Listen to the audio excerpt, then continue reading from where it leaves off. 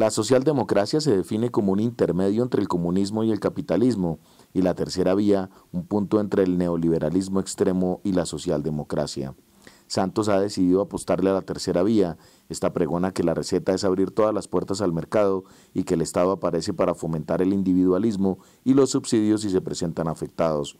La socialdemocracia, en cambio, dice que el Estado regula, controla, hace apuestas por acordar con empresarios y trabajadores y solo permite el mercado que sea necesario. Lula da Silva es un ejemplo de socialdemocracia. Brasil hoy expone mejor redistribución de la riqueza, bajos niveles de pobreza y proyectos para el beneficio de todos. Por el contrario, países que le apostaron al mercado muestran altos niveles de desempleo y futuros inciertos. La pregunta entonces es, ¿tercera vía es el camino para el posconflicto en Colombia? Muy buenas tardes, bienvenidos a Contrastes, porque la realidad tiene diferentes miradas. Este es un espacio de la Federación Colombiana de los Trabajadores de la Educación para que ustedes en la tranquilidad de su hogar construyan opinión. Hoy nuestro tema, uno que suena mucho en nuestro país a propósito de una reunión que hace pocos días se desarrolló en Cartagena y que tuvo la presencia de varios exmandatarios del mundo, entre ellos Tony Blair, Bill Clinton, Felipe González, Fernando Enrique Cardoso y Ricardo Lagos. Ellos se reunieron con el presidente de la República, Juan Manuel Santos, a hablar de la tercera vía, una transformación económica pero también social que impactaría fuertemente las democracias. Esta ha sido una apuesta y así lo ha dicho el presidente Juan Manuel Santos cuando estaba de candidato, que es una vía muy importante que el país debería tocar, sobre todo en el contexto del posconflicto. Pues para hablar y hacer pedagogía sobre qué significa este concepto de la tercera vía, me acompaña hoy en estudio el profesor Rubén Sánchez David. Él es profesor de Ciencia Política y Relaciones Internacionales de la Universidad del Rosario. Mil gracias por acompañarnos a esta hora. Mucho gusto, gracias por la invitación. Profesor, la primera pregunta, que es el punto de partida, ¿qué es la tercera vía? Bueno, la tercera vía es un intento que, tal como fue desarrollado o concebido por el profesor Anthony Giddens, asesor de Tony Blair y de Bill Clinton, fue un proyecto que intentaba ir más allá de los intentos que se habían hecho por dar una respuesta mediana al capitalismo y al socialismo o al comunismo. El profesor Giddens planteaba esto en un contexto nuevo, en el contexto de la globalización, en el cual hay que tomar en cuenta factores que antes tal vez no eran tan dimensionados, pero muy importantes, como el tecnológico y el de la educación. Por lo tanto, se trataba de ir más allá de lo que se había establecido después de la Segunda Guerra Mundial en Europa, cuando se construyó el Estado de Bienestar, que si bien redundó en un enorme beneficio para los trabajadores y para la clase trabajadora en general, dio al traste con las finanzas de los estados, porque la política destinada a subsidiar y a mantener a los desempleados generó un déficit enorme. Por lo tanto, la equidad, que era lo que buscaba el modelo de bienestar, iba en contravía del crecimiento, que en un esquema como el actual, marcado por el neoliberalismo tremendamente competitivo, que busca ser eficaz y eficiente, pues generaba más bien atraso y ruina. Ahora bien, yo creo que hay que diferenciar lo que sería el proyecto del presidente Santos de lo que han sido los proyectos en Europa y en parte en Estados Unidos, por una razón muy sencilla. El proyecto no es solamente un modelo económico, como lo han planteado algunos de mis colegas, va mucho más allá. Implica también variables de tipo cultural y político y social, que en el caso de Europa tienen una respuesta. Los países europeos son países relativamente institucionalizados, con partidos políticos que hasta hace poco eran relativamente fuertes, con una cultura ciudadana que desde luego no plantea mayores problemas en general, mientras que en Colombia el problema es distinto. El problema aquí es cómo incluimos a masas marginadas, cómo incorporamos amplias zonas del territorio nacional a la dinámica económica nacional. Y esto implica pensarlo de otra forma. Además, no estamos a finales de los 90 del siglo pasado. Estamos ya en el siglo XXI, con un esquema global, con una tecnología basada principalmente en informática, con una privatización que no se puede echar para atrás por el momento. Es decir, esos modelos que se establecieron a finales de los 90 en Europa y en gran parte en países como Chile, hoy en día en Colombia no son viables. Hay que pensar en una forma mucho más creativa y distinta. Por lo tanto, yo creo que esto tiene que ver con el posconflicto. Ahora, digamos que ese neoliberalismo brutal, ese capitalismo salvaje del cual se habló en algún momento, obviamente hay que echarlo para atrás, porque eso implica que hay una regulación por parte del Estado. Pero no hay que hacer mayores transformaciones en Colombia. Lo que hay que hacer es que las superintendencias supervisen, que no haya, que haya una coordinación de políticas del gobierno, que se pongan a producir tierras que hoy están marginadas, sin impedir que se sigan desarrollando grandes proyectos agroindustriales, favorecer también a la pequeña industria, es decir, es retomar viejas ideas, como por ejemplo la de la pequeña producción agrícola expuesta por el profesor Albert Berry hace mucho tiempo en Colombia. ¿Cómo se pasa entonces del dicho al hecho? Porque si son ideas que han estado en el tapete, que se han venido manejando, pero que en la realidad la gente no ve que eso realmente se ejecute. Y usted toca un tema muy importante que es en el posconflicto, donde va a haber una redistribución de todo el tema social y económico en nuestro país. Bueno, más que redistribución, yo hablo de inclusión, porque aquí no vamos a cambiar absolutamente nada. Bueno, si uno quisiera ir más allá, pero la realidad es otra. Si no es la mente del presidente que dice no voy a cambiar el modelo económico, no vamos a nacionalizar nada, etcétera, etcétera. Como digo, se trata desde mi punto de vista de incluir lo que está marginado en este momento. Ahora, ¿con qué? ¿Y por qué pienso yo que fueron invitados estos personajes tan importantes? Porque sin la cooperación internacional esto no es posible. Ahora, los países que cooperan no van a entregar el dinero a los particulares, se lo van a entregar al Estado. Pero un Estado que sea eficiente, que cuente con instituciones sólidas, que haga presencia donde no ha hecho presencia en el país durante mucho tiempo o donde su presencia es muy débil.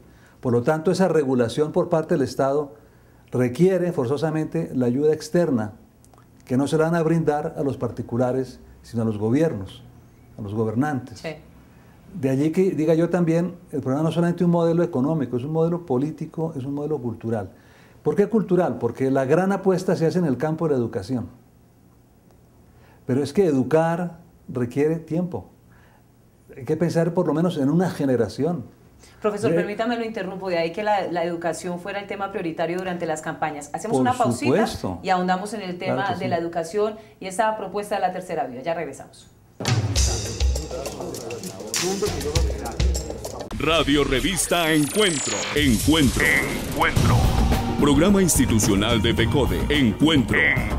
Sindicalismo, arte, cultura, actualidad, tecnología, pedagogía, educación. Encuentro. Las expresiones de vida con que se construye Colombia tienen un punto semanal de encuentro. Todos los sábados a las 7:30 de la mañana por Colmundo Radio.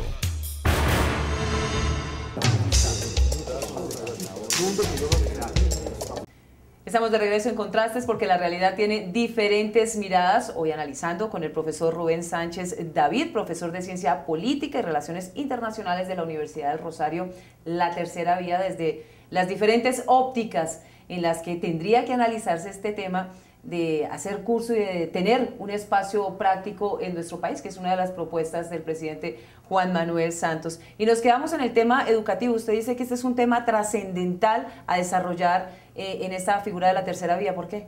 Porque el marco actual en el cual se desenvuelve la economía de mercado es un marco global en primer lugar, es un marco en el cual las tecnologías son básicamente fundamentadas en el desarrollo de la informática. Es decir, ya esos trabajos artesanales o de la cadena no son posibles. El país integra en esquemas como el de Asia-Pacífico. Es decir, necesitamos una juventud formada para un mundo que todavía no tenemos en Colombia plenamente desarrollado.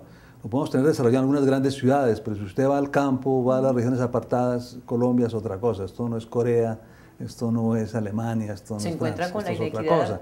Nos encontramos con la inequidad más salvaje, con la ignorancia más absoluta.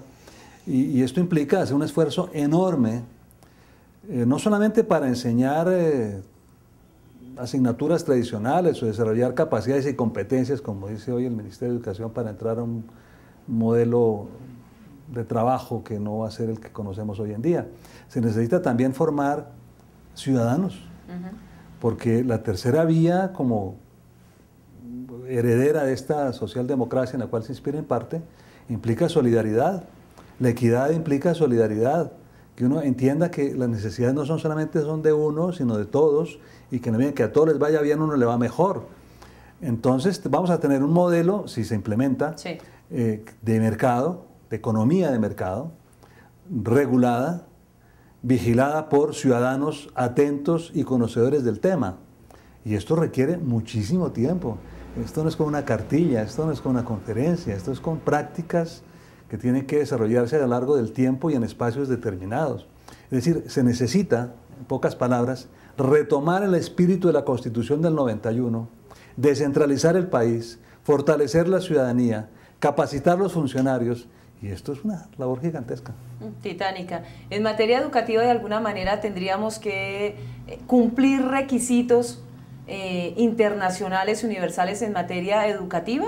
¿Es un poco lo que vendría a funcionar? Sí, ¿o retomamos el tema que muchos han venido peleando, que es la contextualización de una educación que realmente represente las necesidades del país? ¿O a qué le vamos a seguir apostando? Hay que apostarle a articular las dos cosas. Tenemos que contextualizar para poder competir en el mundo internacional. ¿Sí? No podemos aislarlos. No se trata de tener un modelo autárquico, como se pensó en algún momento. Es absurdo. En el mundo no hay que desconocerlo de afuera, pero priorizar lo nuestro. Exactamente. Y esto implica volver a tomar materias que se han dejado olvidadas. A mí me asombra que en Colombia no enseñemos historia, que la gente no conozca su geografía, que no tenga conocimiento de los distintos tipos de vida que pueden darse en un país como el nuestro. Entonces englobaron todo en una materia que se llama sociales, que es todo y nada, y se inventaron una cátedra para la paz, que es volver a enseñar a la urbanidad de Carreño, como decía un representante en un programa que hay en televisión en estos días. Es decir, ¿cómo es posible que un país no conozca su constitución? No tenga idea de lo que es la urbanidad, la educación cívica. Eso es volver en cierta forma a la manera como nos enseñaron a nosotros. Pero en un mundo que no es el de nosotros. Sí, no podemos perder de vista que hoy existe la internet, el individualismo es de otro tipo, que entre más nos integramos al mundo, más nos aislamos como personas, y esto hay que cambiarlo de alguna manera, porque de lo que se trata es de formar espíritus creativos y no solamente que repitan cosas que han leído o visto por ahí. Y esto supone una formación y unas tecnologías y unas pedagogías que tenemos que innovar porque realmente no las podemos copiar de ningún lado. Profesor, hay quienes dicen que la tercera vía básicamente se fundamenta en observar hasta dónde el mercado sea posible y el Estado puede actuar hasta donde sea necesario. ¿Qué significa esta frase? Nada, eso es una frase muy poética, pero no significa nada porque si no ponen un límite, uno no sabe qué es lo necesario, no sabe qué es lo posible. Pero ¿cuál es el trabajo específico a la hora de regular? Porque es que ahí nos hemos rajado en diferentes gobiernos. El tema no se ha podido superar porque se habla de la regulación de los mercados, la participación del mercado internacional, la participación del interno, pero también la inclusión de mercados pequeños en nuestro país, donde todos puedan ganar, no solamente los mismos engordar sus bolsillos, sino que la posibilidad sea equitativa. Esa sería una real transformación. Sí. Y es allí donde el Estado tiene que intervenir, porque obviamente el particular no va a privarse de sus recursos para regalárselos a personas que no conoce. El Estado tiene que actuar muy fuertemente creando infraestructura para que los mercados campesinos puedan tener acceso a mercados reales y no quedar en bolsas perdidas en la nada. Tiene que propiciar la creación de cooperativas que sean más capaces de competir con empresas que no van a desaparecer del mercado, porque como el presidente lo ha dicho, no se trata de cambiar el modelo económico. Por lo tanto, se trata de formar, como llaman hoy en día, emprendedores. Gente que esté en capacidad de producir y comercializar sus productos en el mundo de hoy. Por eso el tema de la educación es tan importante. ¿Sí? Hay que trabajar el tema de la identidad, hacer que la gente pierda miedo a lo que no conoce, a que se arriesgue. Y esto obviamente es una labor difícil, porque nada causa más temor que lo desconocido, nada causa más temor que la oscuridad. Entonces el Estado esa es su labor precisamente, orientar estos sectores y estas regiones del país, porque yo pienso en términos territoriales también. Como se ha dicho con frecuencia, tenemos más territorio que Estado y más Estado que sociedad. Entonces tenemos que articular este tipo de cosas. ¿Se acabaría el Estado garantista, proveedor? Sí, efectivamente, se trata, es que no sé, yo si fuera el presidente, yo acababa con todas esas agencias que se han montado para repartir subsidios, que lo que hacen es mantener en un estado de inferioridad a las personas que se acomodan con esto y no entran a competir en el mundo de hoy. Entonces lo que hay es formar gente para que sea autónoma, para que sea emprendedora y no subsidiar para mantener unos niveles de pobreza relativamente tolerables para el capital. Profesor, hacemos una pequeña pausa y continuamos en Contrastes. Por favor. Radio Revista Encuentro. Encuentro. Programa institucional de PECODE. Encuentro. Sindicalismo, arte, cultura, actualidad, tecnología, pedagogía, educación. Encuentro. Las expresiones de vida con que se construye Colombia tienen un punto semanal de encuentro. Todos los sábados a las 7:30 de la mañana por Colmundo Radio.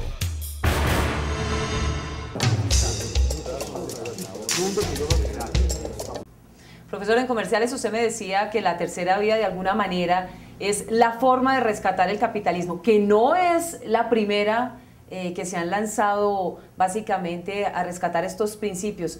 Ya hay una historia recorrida. Sí, por supuesto. La primera que uno tiene en mente es el esfuerzo que hizo Lord Keynes cuando precisamente promovió la intervención del Estado en una economía de mercado.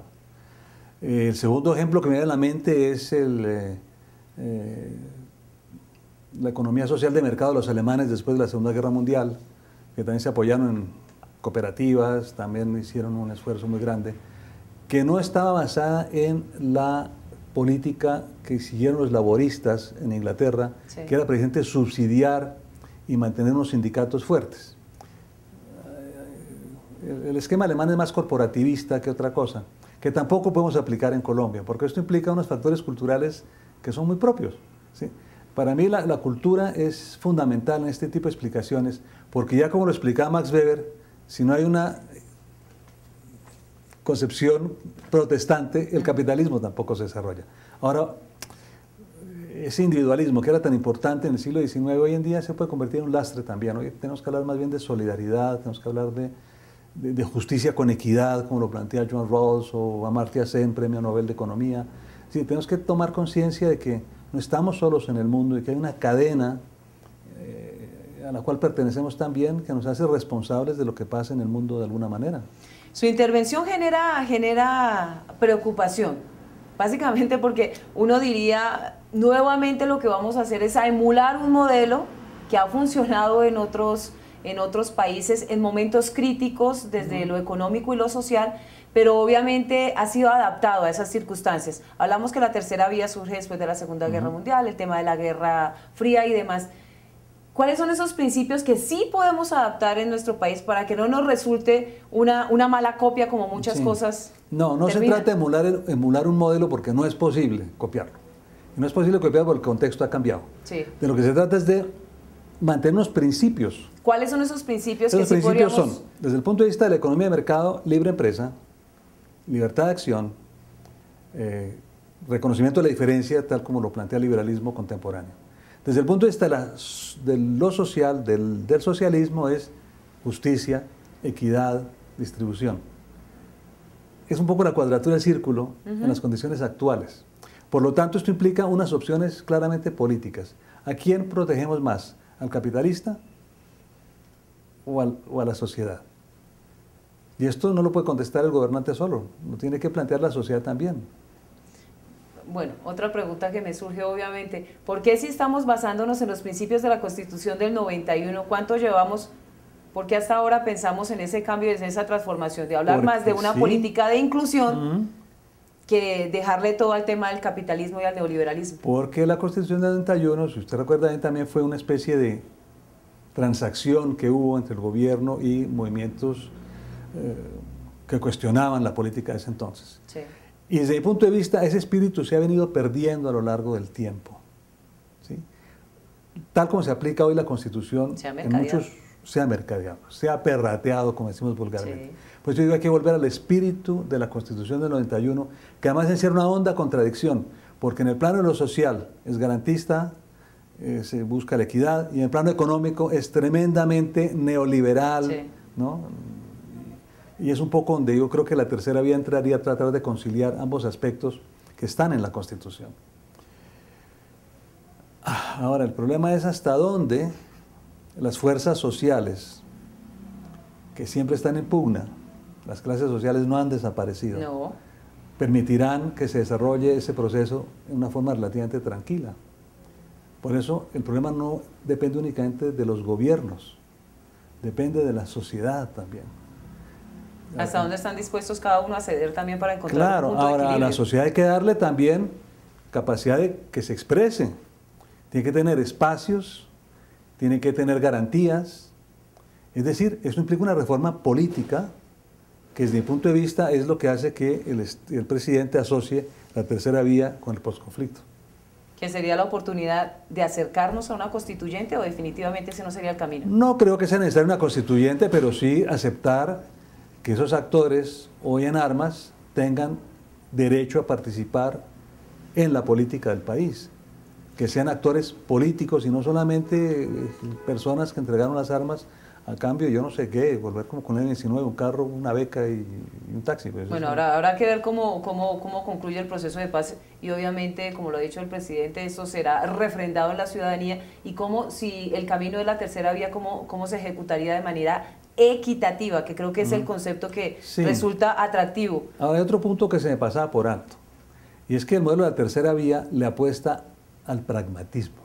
No es una propuesta ideológica. Sí. Por eso esa bonita frase de ir con el mercado hasta donde se pueda y tener el Estado hasta donde sea necesario, eso es poético, pero no está bien establecido, porque lo que se plantea es que de acuerdo con las circunstancias se adopten ciertas medidas o no, y eso implica un juego político muy sutil.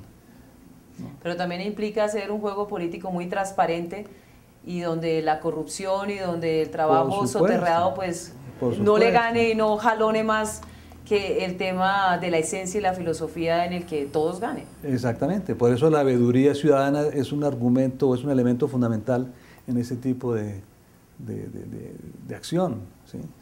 Profesor, hay quienes son muy críticos también con este concepto de la tercera vía y dicen que finalmente no siente una postura crítica y contundente frente a la democracia, al Estado, al tema de la globalización. Resulta ser muy tibio. Pues es que no es su propósito tampoco.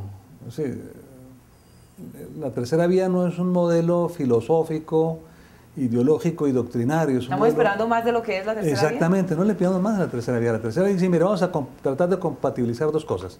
Principios liberales, propios de la democracia liberal, propios de nuestra sociedad liberal, y principios que tradicionalmente hemos llamado de izquierda, que tienen que ver con la justicia, que tienen que ver con la equidad, que tienen que ver con la distribución de los recursos de una forma menos desigual. Pero más allá de eso, la tercera vía no dice otra cosa. Sí.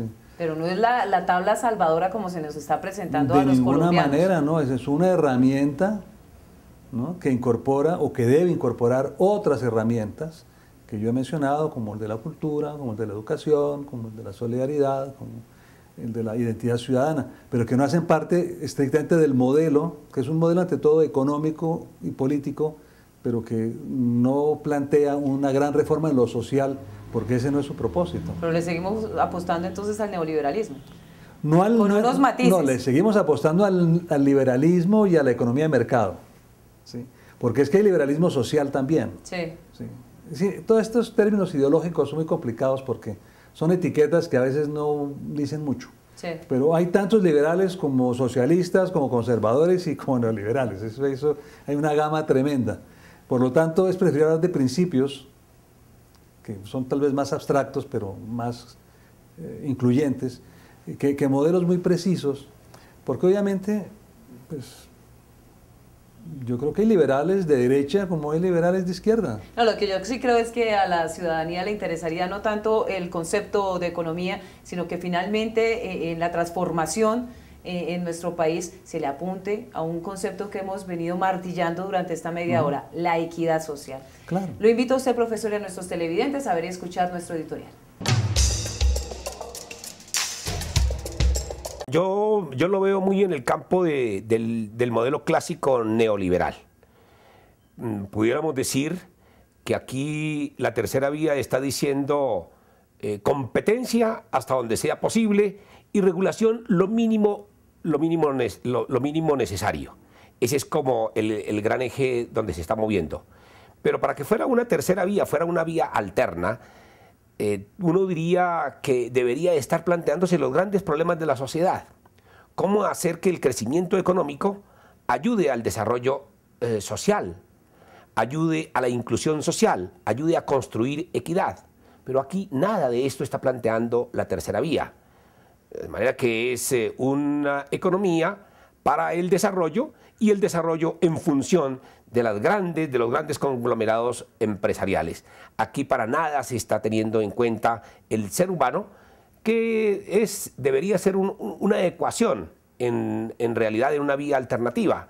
La economía al servicio del ser humano y no el ser humano al servicio de la economía, como nos está ocurriendo hoy bajo el modelo neoliberal. Igualmente, una postura alternativa debería estarse planteando la solución del problema medioambiental.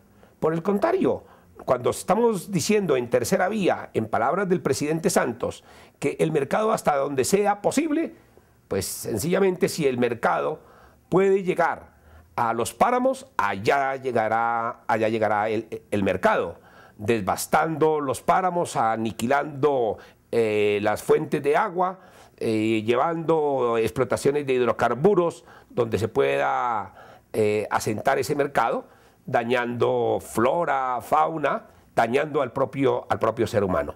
De manera que esto es la peor irracionalidad y digo que es un embeleco con el cual se quiere hoy tratar de cautivar a la sociedad colombiana en lo que es tercera vía, pero para mí es neoliberalismo puro. Profesor, ya para terminar, conceptos claves que hay que tener en cuenta para entender los alcances de esta tercera vía que usted ya me decía, por supuesto, está reevaluada en otras partes del mundo.